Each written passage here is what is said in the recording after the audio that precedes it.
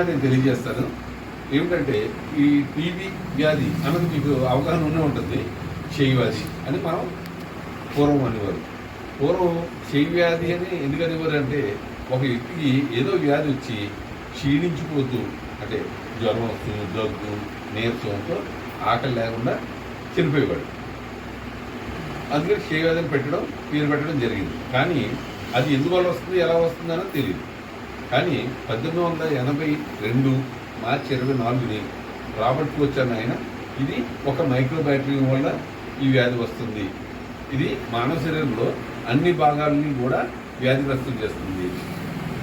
ముఖ్యంగా తెలుసుకోవాల్సింది ఏంటంటే గోర్లకు, వెంట్రుకలు ఈ వ్యాధి రాదు, మిగతా అన్ని ప్రాంతాలకు వస్తుంది. కానీ ఈ వ్యాధిని 2 రకాలుగా విభజించారు. ఊపిరితిత్తుల టీబీ, ఊపిరితిత్తుల ఇతర భాగాల టీబీ.